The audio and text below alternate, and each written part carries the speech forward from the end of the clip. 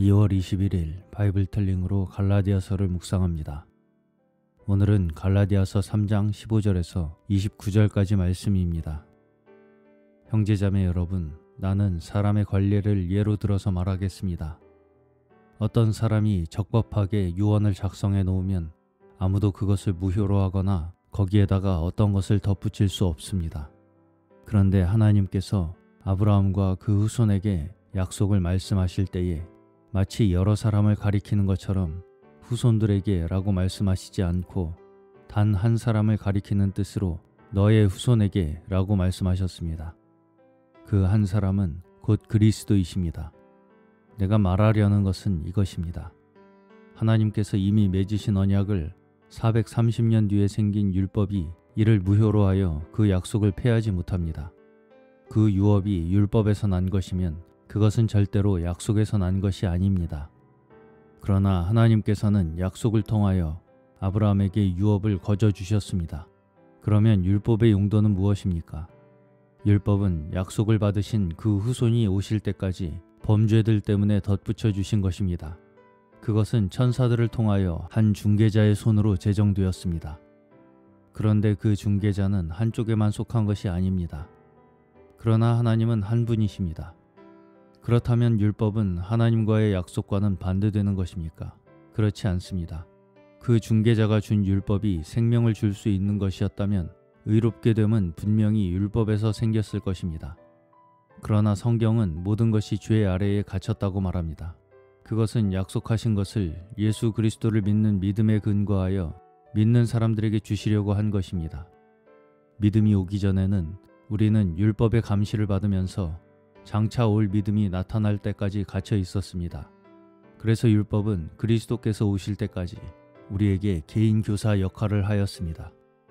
그것은 우리로 하여금 믿음으로 의롭다고 하심을 받게 하시려고 한 것입니다. 그런데 그 믿음이 이미 왔으므로 우리가 이제는 개인 교사 아래에 있지 않습니다. 여러분은 모두 그 믿음으로 말미암아 그리스도 예수 안에서 하나님의 자녀들입니다. 여러분은 모두 세례를 받아 그리스도와 하나가 되고 그리스도를 옷으로 입은 사람들이기 때문입니다. 유대 사람도 그리스 사람도 없으며 종도 자유인도 없으며 남자와 여자가 없습니다. 여러분 모두가 그리스도 예수 안에서 하나이기 때문입니다. 여러분이 그리스도께 속한 사람이면 여러분은 아브라함의 후손이요 약속을 따라 정해진 상속자들입니다. 바이블텔링 묵상입니다. 갈라디아서 3장 15절에서부터 3장 마지막 절까지는 로마서 3장, 4장, 7장에 해당합니다. 아브라함에게 주신 언약과 후에 더해진 율법의 진정한 의미를 말해주고 있습니다. 첫째로 하나님께서 아브라함에게 주신 언약은 은혜의 언약인데 율법이 더해졌다고 해서 은혜가 폐하여질 수 없습니다. 하나님께서는 결코 언약을 폐하지 않으십니다. 19절은 율법이 주어진 배경과 의미를 다시 한번 말해줍니다. 또 로마서 3장과 같이 율법은 모든 사람을 죄 아래 가두기 위해 주어졌다고 말합니다.